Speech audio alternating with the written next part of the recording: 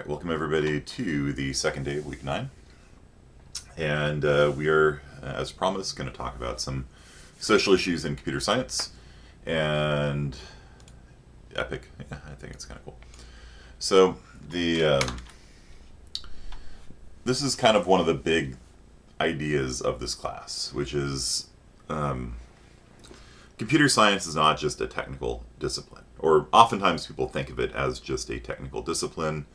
You go to school, you learn to program, you learn how to do some proofs or something, and then you end up, getting a job, and there you go. That's it. But the reality of the situation is that computer science is the most transformative, important, powerful field in the past, 40 years of human history. Like, if you think about how different 1980 was from today, right? And in computer science, I'll include in that computer engineering, electrical engineering, just sort of that tech, let's say. We didn't have cell phones, right? Do you know when the first cell phone came out? Actually, I mean, technically, they made like a prototype of a cell phone in like World War II. Like you could like call people from like radios and stuff, right? But they used to have these things called car phones, right? And that was a big deal. That was like mid-80s, I think. Yeah, they had prototypes earlier. Let's see here. 1988. Okay. Dynattack. Yeah. Okay. 1983. Okay. Yeah, so basically prior to 1983, there really weren't any commercially available cell phones. I remember when a real estate agent in my neighborhood got a car phone so he could make calls from his car. He was big shot, Jeff Eldridge, big Remax real estate agent in our neighborhood, addicted to cocaine and divorced his wife. But, it's all good. So, yeah, the cell phone back then cost the equivalent of $10,000. And, coverage obviously was quite limited. So, no cell phones until the mid-'80s, and they didn't really become prevalent until late 90s, probably. The internet, right? Like, it's hard to even comprehend the world without internet, right? How do you talk to people? Like you're getting your college education right now over the internet. You know what I mean? Like, this would have been unheard. This is like Star Trek. Like in the mid '90s, there was Star Trek Next Generation. People would video conference with each other, and it was very high tech and futuristic. And we had these things called tablets in Star Trek Next Generation, and they would have videos on them, and they could like mess with the tablets on their. Yeah, all of that was just sci-fi, right? Mail, yeah, email, like, yeah. Oh, you'd use mail to communicate with people, yeah, right. Like, you'd write a letter to people, take a couple days to get there, or you call them on the phone, like, phone culture was quite different back then. Like, you just call people to stay in touch with them. Nowadays, you have social networking. But like back then, you would call people, and you'd be on the phone sometimes all the time, like calling all of your friends, like, hey. We're gonna go to this thing on Friday night. Are you in? I don't know. Let me know who else is in. Okay, fine. Then I call 5 other people. All right, 2 of them are in. I call them in. All right, well, if they're going, then I'm gonna go. And and then you get there, and like one of them doesn't show up, and you're like, all right, do we leave or do we stay here? We can't reach the person. If they're driving us, if they're just late driving here, like, like, okay, let's call their house. And the mom's like, oh yeah, they left a while ago. Okay, how long ago did they leave? An hour ago? And they're not here? They die? It's hard to comprehend just how annoying it was to try to coordinate large groups of people back then, And nowadays, you just create a group chat or whatever, and everyone just is on board with it. So, yeah, so the big think is that, computer science really does impact the world. And a lot of computer science people just don't think about it, right? So they just think about, computer science as sort of this pure theoretical thing. Like, all right, we can do math, right? And when I was in grad school, I took a class on facial recognition, right? And so there was all this like mathematical theory and stuff like that. Like they created these eigenfaces, which were like 50 different faces that it would like blend them together in different ways to find your face, and then that blend is your face, and so it would recognize your face based on what blend of the eigenfaces it has and things like that. And at no point in that lecture, in that class, did anyone say, what would happen if this technology was abused? Right? Never came up. It was purely a technical question, right? And the reality of the situation is we got it working, right? Like we collectively, not me, we collectively got facial recognition working, right? Without ever like discussing like, all right, well, is this a good idea or a bad idea? Is it going to be good for society? Is it going to be bad for society? And we talked a couple weeks ago about, how the UK was walking around scanning people's faces and like accosting people if the facial recognition said that's a criminal over there. It never occurred to us, right? That would be a thing, that, the UK police would just drive around scanning people's faces. Like, it just didn't even occur. Okay, China has extensive facial recognition. It's part of their social credit scheme. If you're talking on a cell phone, the AI will identify you, flag your face, send you a ticket. In the mail, there was a guy who was scratching his face, and it looked like he was on the cell phone. He got a ticket for it. The UK, we talked about earlier, has a 96% misidentification rate. But see, that's a technical problem. And so a lot of computer science people would look at that and be like, oh, we just need to make it more accurate. And to me, that's not really the right question.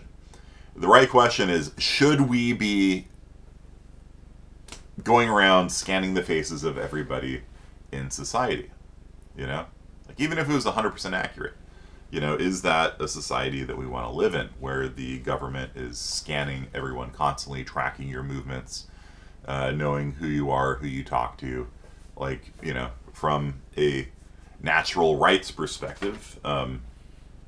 In America, we have a natural right to privacy that came out of Roe v. Wade, an abortion case of all things. And since then, I don't think the Supreme Court, it's kind of baffling to me that, we have a right to privacy when it comes to abortion, but when it comes to like actual privacy, like having the government not track people, silent. I don't know. It's a weird thing.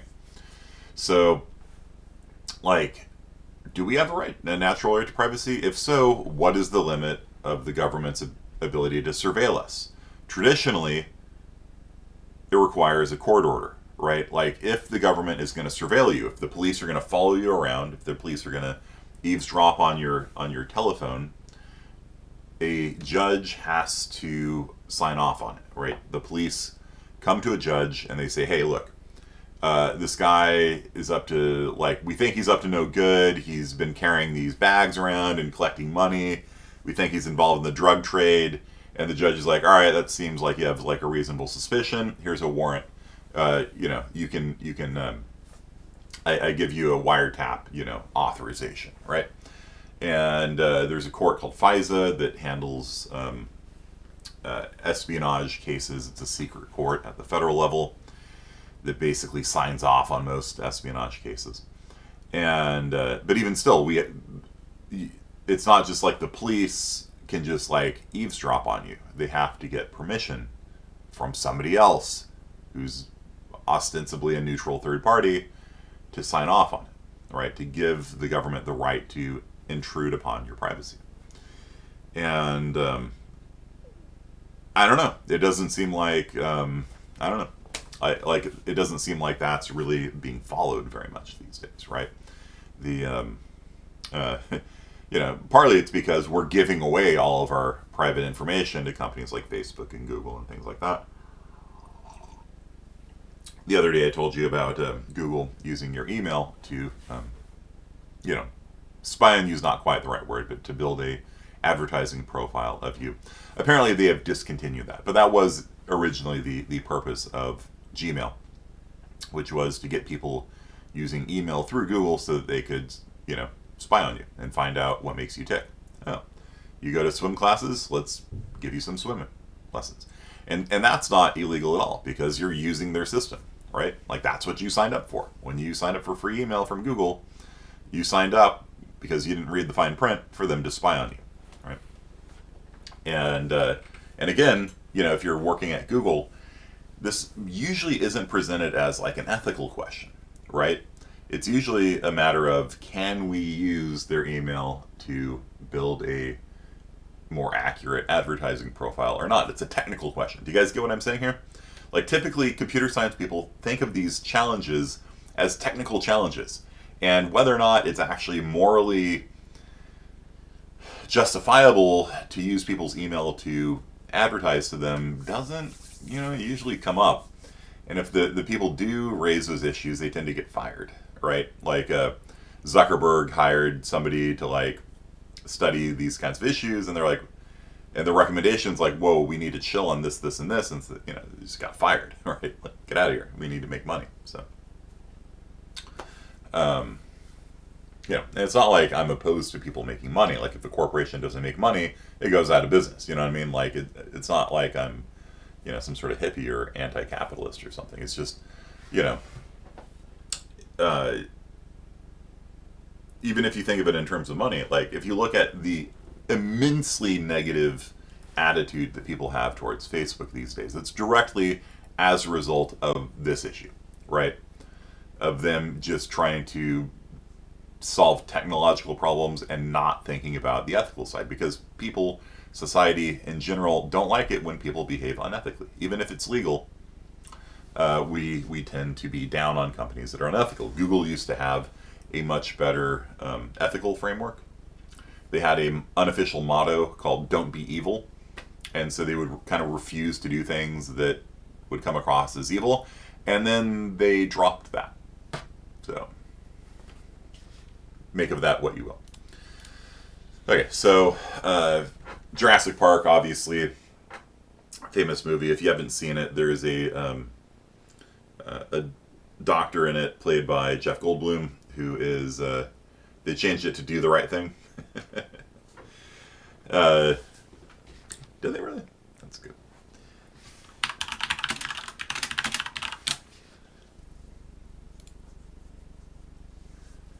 They took Do the Right Thing as its motto. Okay, there you go. The motto is removed from the preface and retained in its last sentence. Okay.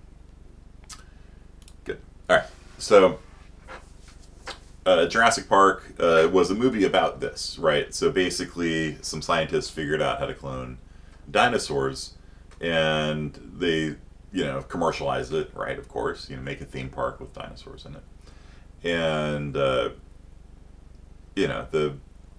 big question is like, your scientists were so preoccupied with whether they could, they didn't stop to think if they should, right? And that's kind of the big thesis for not only today's talk, but also the whole semester, right? Like the whole point of critical thinking is to just sit there and like wait a second, before I make this thing, let me think about what consequences it could have, and based on the different moral frameworks people have, is it moral, is it immoral, that kind of stuff. Okay, so this guy got a 50 RMB fine, which isn't that much money. It's like, is it $7 about? He's scratching his face. So, a MIT researcher by the name of Joy Buolamwini said that she tested the accuracy of facial recognition algorithms and found that when people have darker skin, it works less well. And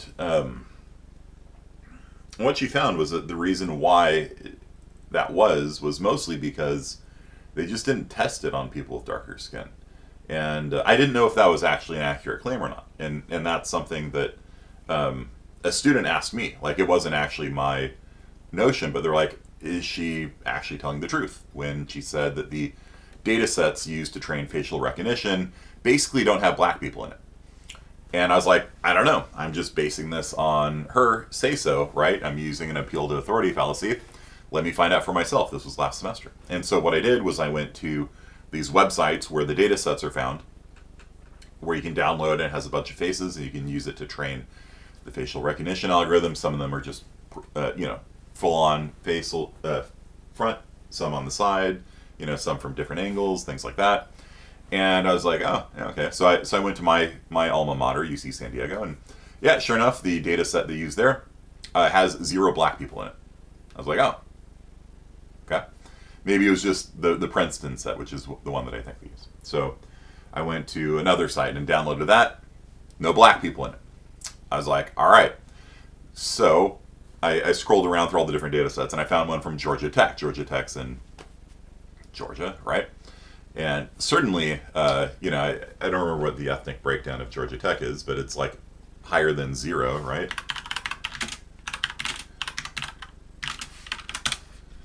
It's like 33.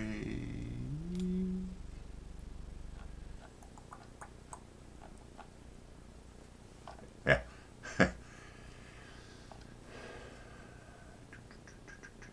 7%? Okay. So, yeah. And so their database had 60 faces in it, 2 of which were black. Should be like 10 divided by 3%, right?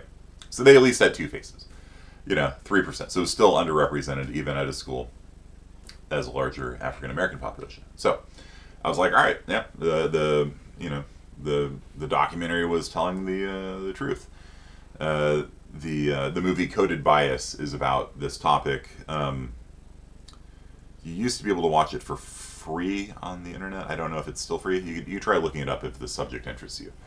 And and here's the thing: is like this actually matters, right? Like we talked last time about the UK police accosting people, but also the TSA, has facial recognition software installed at airports now, right? So you walk into an airport and the thing goes ding, terrorist, and then a bunch of people tackle you and, it ruined, you miss your flight. Like this is not something that has 0 cost, right? Like I've personally been accosted by security at airports before, presumably because I'm a big dude, right? And, when I don't shave, it seems like I get selected for enhanced screening more often. I don't know. But like, yeah, I was already through security this one time. And I was wearing a t-shirt from my jiu-jitsu school saying, I don't need a weapon. And I was literally boarding the plane. I was in Philly, I think.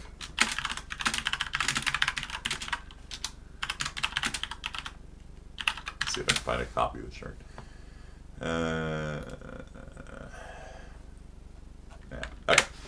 So I'm literally like, everyone's lining up, boarding group 1, go ahead, and these like security guards come running up and grab me and this military guy and like pull us aside and like swab us for explosives or anthrax or something. I'm like, bro, I'm gonna miss my flight, and they didn't say why. Like they were just like super like intense and like, and it was kind of like ruining my day. Like, what? Huh? What's going on? Somebody flagged me as a terrorist, Like, it's not 0 cost to flag somebody as a terrorist by accident. Like, oh, well, you didn't go to jail. Yeah, I almost missed my flight. I did get on time. Because I'm looking at the one person at the gate, like, could you keep the door open for a second? I'm getting, like, probed over here, And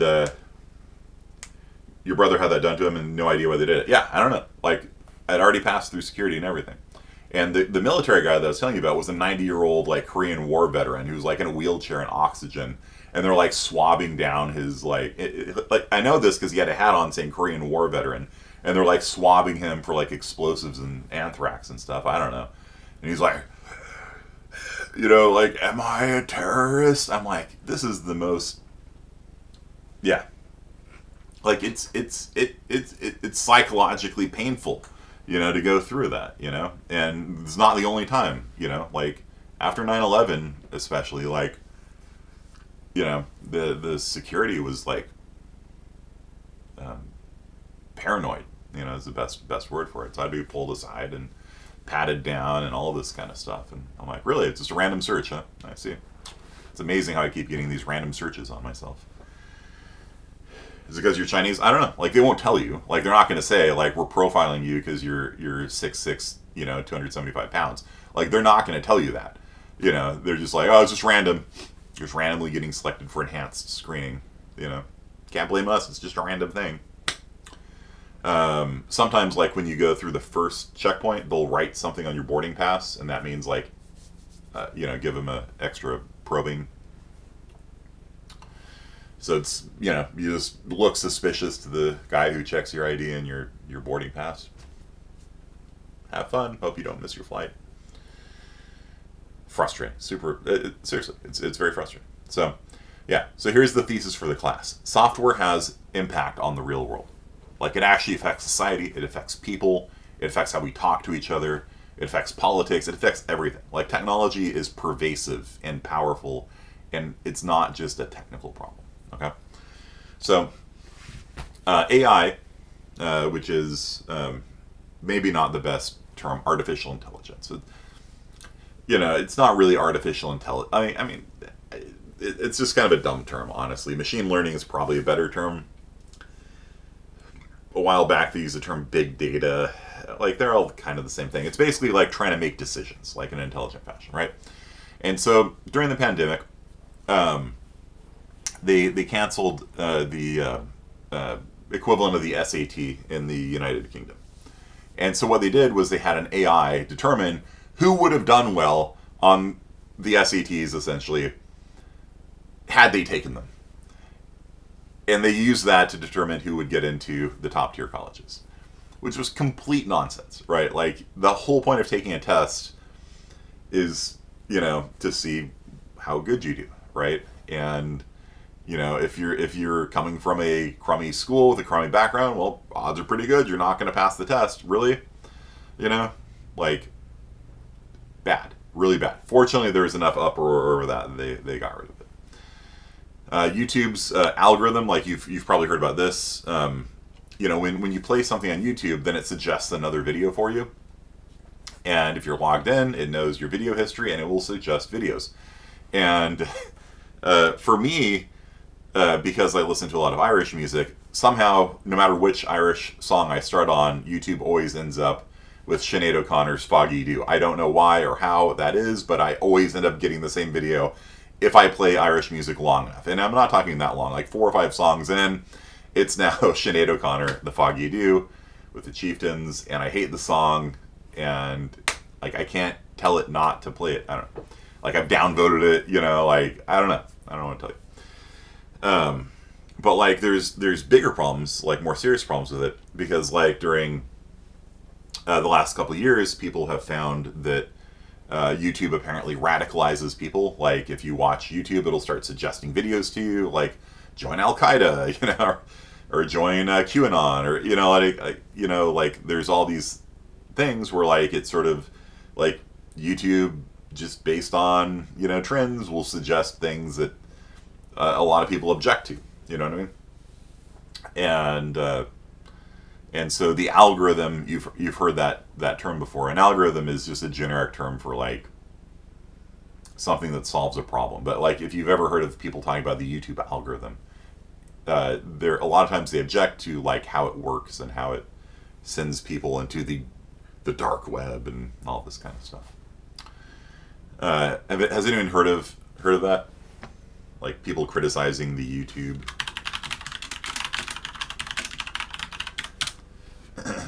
algorithm is one of the worst things I experience.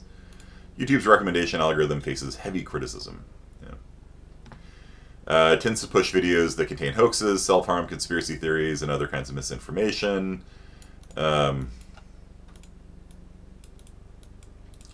So, yeah. I always question what's on my YouTube homepage. Yeah, me too. Like, I don't even know. Like, let me pull up my YouTube homepage. Let's see here.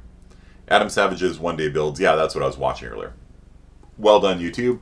That's actually an entertaining video. It's just Adam Savage doing carpentry, basically, for an hour, almost. Ludi, of course. Yeah, fantastic guy. Master EU4 player, Europa Universalis. Monomarth. Okay. All right. Solid. Yeah. Skiing. Okay. That one. I don't know what that's about. Elden Ring. Oh, that's the Mimic. Okay. Yeah. Okay. I mean, well done, YouTube. A lot of times I just have weird stuff here. I don't know about these, but yeah. At least today's recommendations. Well done. I applaud you. Um, Almost every mainstream YouTuber has a problem with it and complains the of it. Yeah. Yeah. That's fair. That's fair. The most random videos show up. Yeah. Like sometimes, like I open that up and I'm just like, like the other day I had like a hippo with diarrhea like as my record. I'm like, it's probably because my daughter. I don't know. uh, you say yours is mostly accurate. Okay. Choosing to get hired and fired. This is a big one, right? If you make a job opening, right, and you get 1,000 resumes, you don't want to read 1,000 resumes, right? And so they'll have these AI bots that will go through the resumes and throw things out, things like that. And if there's bias in that, you're being discriminatory, right? And one of the big problems with AI is that a lot of the times you don't know why it says no to something. Like you train it on a data set, right? Like you will sit there and hand score. You create something called the ground truth, right? And you'll go through like 100 resumes and hand score like, yes, this is somebody we should call into an interview. This is somebody who we should not. And you score it all, and maybe you get a team of people to score thousands of them. You train your AI on it so it can recognize good resumes versus bad resumes with 95% accuracy, on the training set at least. And then you actually don't know what it's looking for. It's just trained on just the data, and you don't know what it's actually selecting, right? And so what you might actually be selecting for is their zip code, right? In which case, if zip codes have different racial demographics, you now have a racist AI, right? Or you might be training it based on what college they go to or something like that. Like there's this whole notion of like what's called transparent AI or visible AI, where you can act like the AI will actually tell you why. Like this is the reason why we down ranked this candidate because they didn't go to college or something like that, right? And so like the EU has actually been pushing rules on that. Like if you use AI to deny somebody for like a home loan, you actually have to be able to give them reasons why. Like you don't have good credit or something like that, right? And so that's a big topic right now, transparent AI. Big topic. Because otherwise it's just like like a friend of mine applied for a job at Amazon and they just rejected his application. No explanation why. Right? It's Amazon. Like he met all the minimum requirements. Didn't even get a callback. I don't know. So, yeah, this is very like, and if you get fired based on an AI, like, ooh, that is, like if you're talking about a real world impact, like firing somebody is literally taking food off their table, right?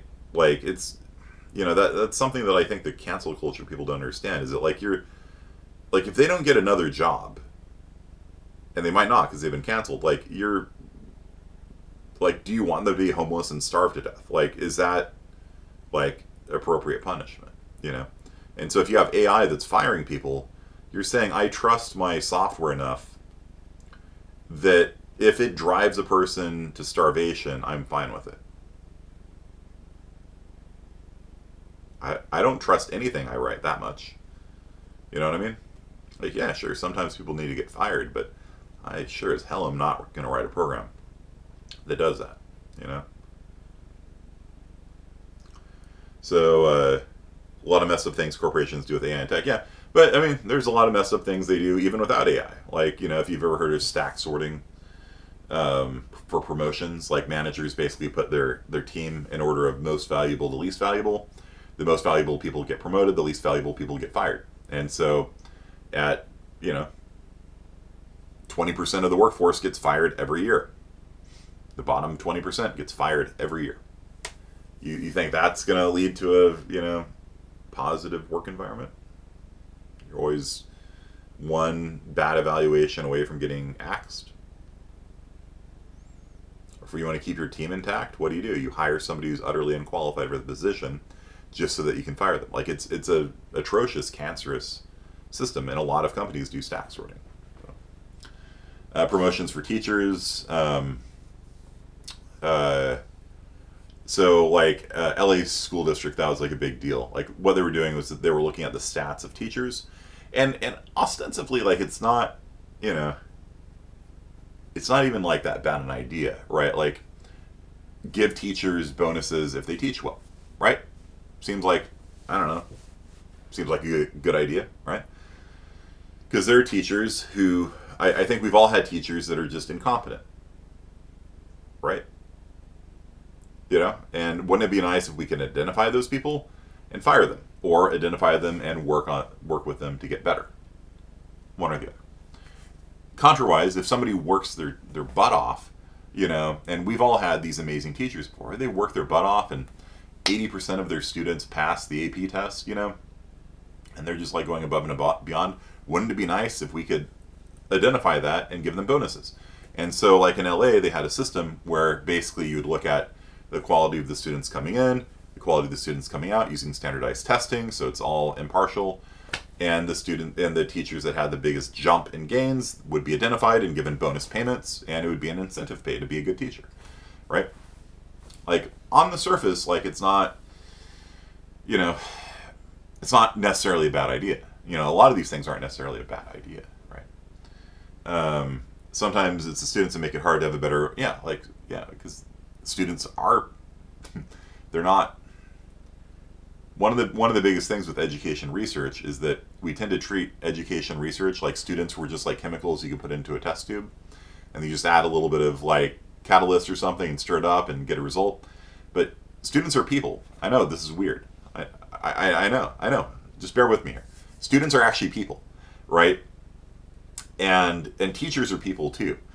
And it's not something you can just treat like chemicals in a test tube. Like, education research is actually enormously difficult to do right.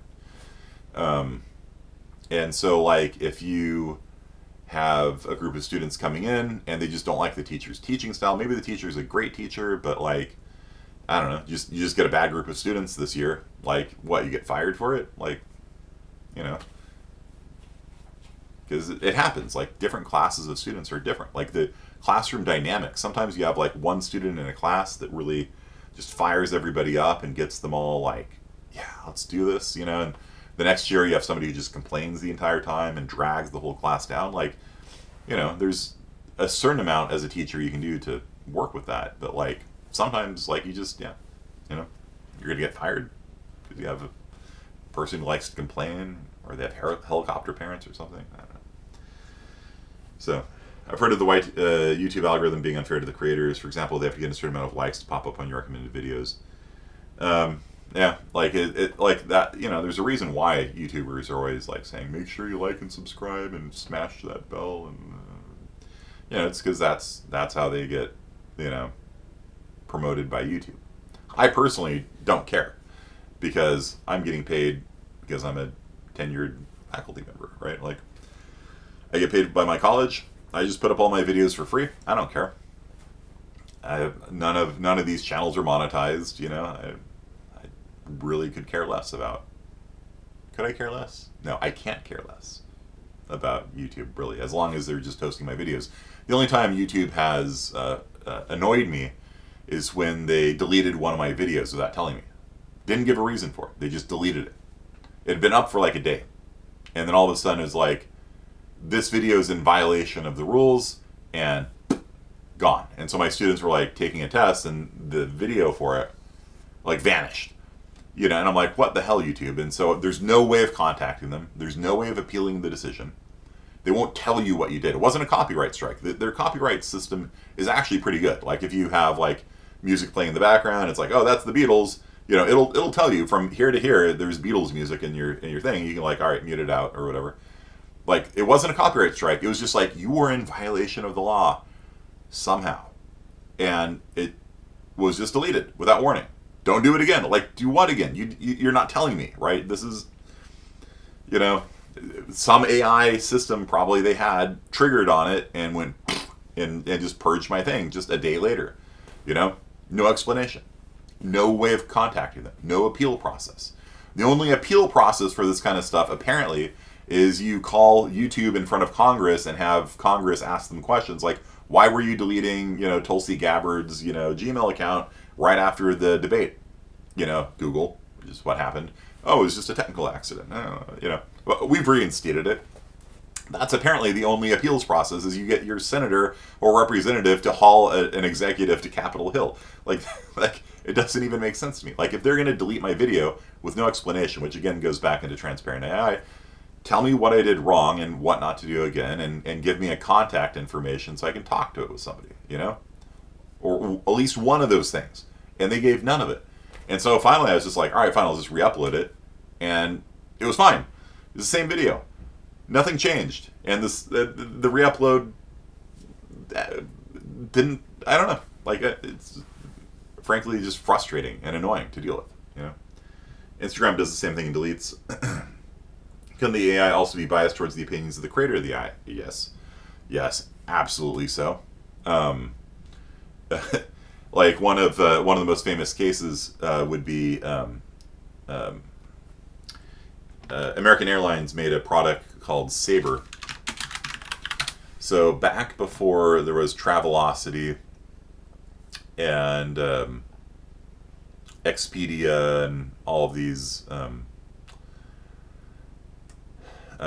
online ticketing things, American Airlines made Sabre, and this would be probably the 70s. I'm guessing it's the 70s.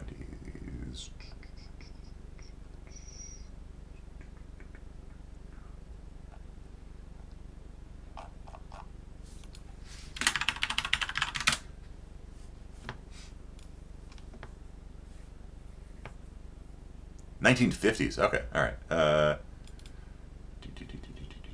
When did they make it? Magnetic.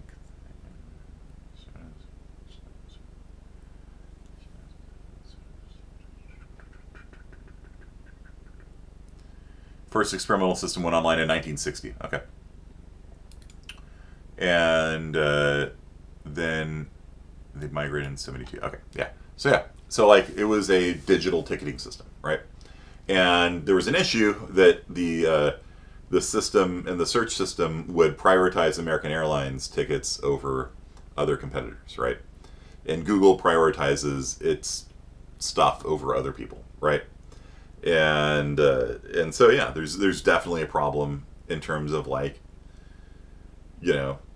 creators biasing their thing towards themselves, right? All because of a fault in their AI.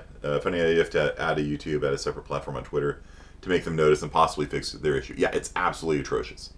It's like, I wouldn't need to contact customer service if they had told me what I had done wrong, but apparently they don't know either, because like when I re-uploaded it, nothing happened, right? Does Amazon do that? Oh yeah. Amazon will put at the very top. Amazon Basics and things like that go up at the top. And Amazon sponsored links and things like that. Sure. Mm-hmm. Yeah, it's an issue. It's definitely an issue. So, and just more broadly, like when you search for something, what's the first hit? Because most people, when they search for things, don't go to the 7th page of hit results, right? If you search for Tulsi Gabbard, Tulsi Gabbard Republican, that is amazing. Is she becoming a Republican? Mitt Romney accuses her of treasonous lies. So so I don't know. Let's see what the first hit is. Wikipedia makes sense. A lot of times they actually just show it off to the side now. Then her website's number 1, her Twitter's number 2, and then the big questions is like, what are the hits you get here, right? Like, what is the number 1, the number 2, the number 3? Because people don't go to the seventh page to look somebody up, right? And I don't see anything on here of the Google issue, right? So weird, isn't it? That Google doesn't have any. Like we're like how many pages in on this now? Man, it's weird. Google doesn't show anything critical of Google. How odd is that? How strange, So yeah, she sued Google and lost, right? So they basically suspended her, on Google. No explanation, right? So right after the first debate, people were searching for her, and Google turned off, her ad system. Had suspicious activity, right? And yeah, just a glitch, right? And and to be fair, it probably wasn't nefarious. It does look a little nefarious to me that they're not showing that story, because it was a big story, right? Like, if you want to talk about the social impact of computer science, advertising, political advertising, choosing who the next president of the United States is going to be is pretty impactful, right? And if you don't allow candidates to show ads after a debate where they, made their first appearance, who knows? Who knows what impact that had? Probably not a lot, and it probably was innocuous. It's still a problem. Okay, it's still an impact, right? Another great example of AI is using Twitter to train chatbots, which is a terrible, terrible idea. Microsoft made a chatbot called Tay, which was trained on Twitter. And once people figured out that it was being trained on Twitter, they got it to say all sorts of horrible things. This is not at all the least bad thing that they got Tay to say. And so Tay was live for about 24 hours, and then Microsoft hauled it behind the shed and shot it in the head. It was like, just Google some of the things. Like, it's pretty bad. So.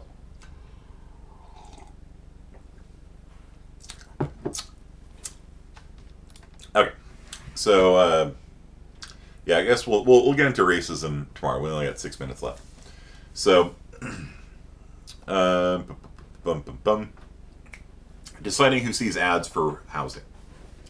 So in America, we have a law. We've had a law since the 1960s called the Fair Housing Act, I believe, and it prohibits 68. Okay. It prohibits all sorts of discrimination in housing. For example, if you're black and somebody doesn't rent an apartment to you because you're black, that's a Fair Housing Act violation. And the Justice Department sues and goes after hundreds of people a year for Fair Housing Act violations. But it's more pervasive than just that. For example, if you have kids, you can't be discriminated against because you have kids. And it's more pervasive than that. You can't choose who you advertise to, right? You can't selectively advertise just to white people, for example. And so guess what Facebook allows you to do? Facebook allows you to target certain groups of people for your advertising.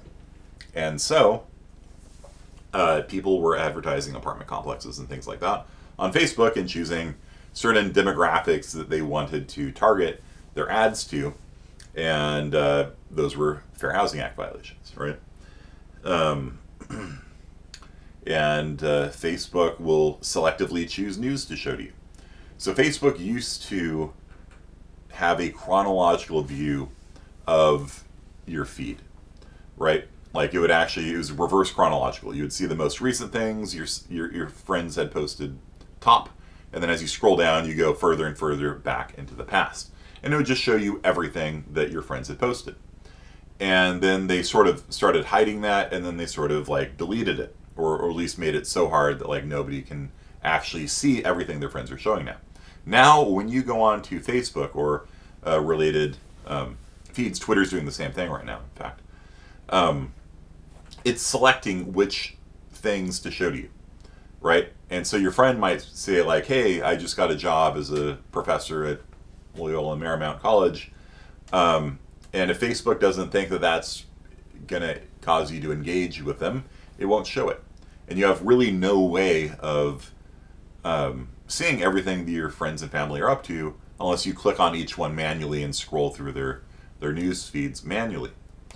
And Facebook bases that on your engagement with other people. So if you like certain people's posts or even give the angry emote on it, or you're like, no, that's not accurate, bro, that's a fallacy, and you like argue with them, that's still engagement. It gets you engaged to the platform. It gets you on the platform actively tweeting, oh, he just wrote back to me, oh, no, you're a moron. That's engagement. And the problem with that is that it creates divisiveness. Yay. So Facebook loves it when you get into a flame war with somebody. And so they will deliberately put things onto your newsfeed to get you mad and to get you upset and to get you like writing angrily about things. And it's not even like maybe somebody said something that you don't like, but like if they share something, like here's a story about a guy who ran over a dog, like, oh my gosh, it's so terrible, you know. And so Facebook is actively benefiting from polarization, getting people to be mad at each other, getting people to be upset, become these online, you know, mob behaviors, because that's what they're optimizing for. They see it as a technical problem.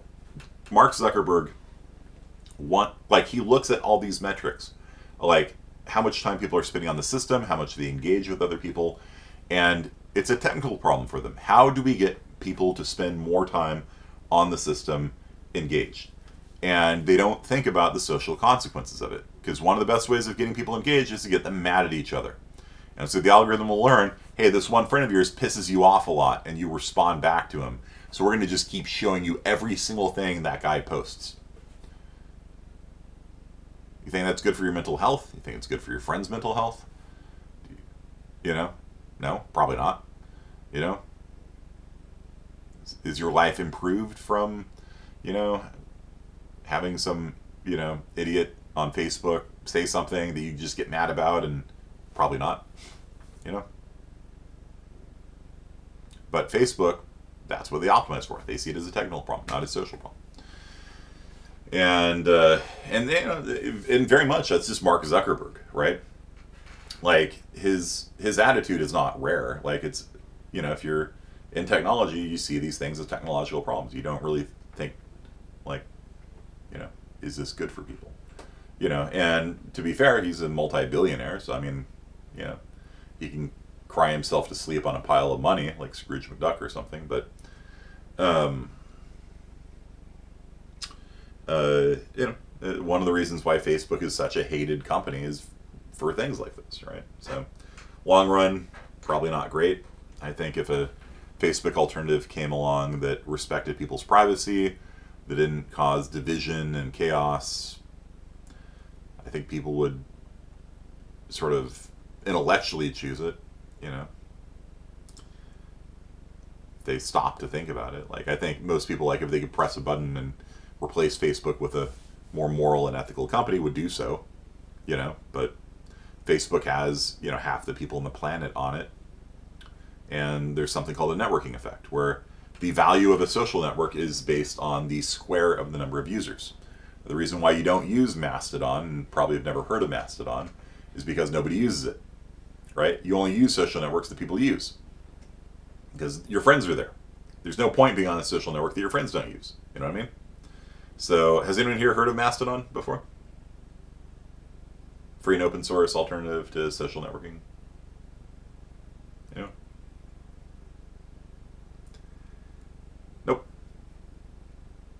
Yep. There you go. Yeah, it's you could control your own Mastodon server. You can choose who you federate your servers with, and so you know, it gives you control over your own privacy, your own data, and nobody uses it.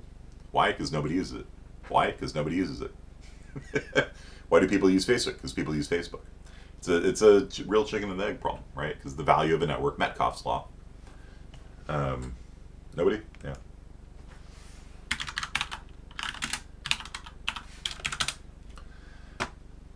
So you can join Mastodon if you want. There's no point. Nobody's on it. Right. So So what I'm referring to here is something called Metcalfe's law, which I misspelled, which is the value of a network is proportional to the square of the number of users.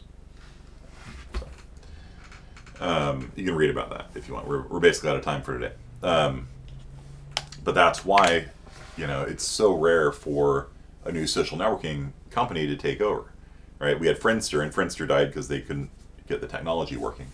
You had MySpace, and MySpace really was it until Facebook took them over, and MySpace had issues, and then it's been Facebook ever since, like there has not been there are plenty of replacements, like what was Trump's new thing and things like that, but basically nothing has come close to the dominance of Facebook because of Metcalfe's law. Okay. And so at the end of the day, a lot of CS people think that as long as they just don't put race in as an input to their AI, it won't be racist. But guess what? It can infer things from like your zip code, school you went to, things like that, and end up being racist anyway. So we'll talk about more about racism on Friday. And in the meantime, make sure you do your scavenger hunt. Your peer reviews can be found and apparently this might not show up if you use like a tablet or something, so you might need to use desktop. So if you go to discussions, go to Fallacies Treasure Hunt, and you go to the hamburger menu there. If you go to peer reviews, you can see who your peer review is. Okay, and then you've got until next Monday to get your peer reviews in, and you have to do all 3 of them, I think. Okay, if you turned in the thing late, you don't have peer reviews, so I don't know, just contact me and I'll give you some to do. Or just, yeah. Okay. That's it for today. Sorry if that was depressing. Don't worry, it'll get more depressing on Friday. So, I will see you guys then. All right, peace out.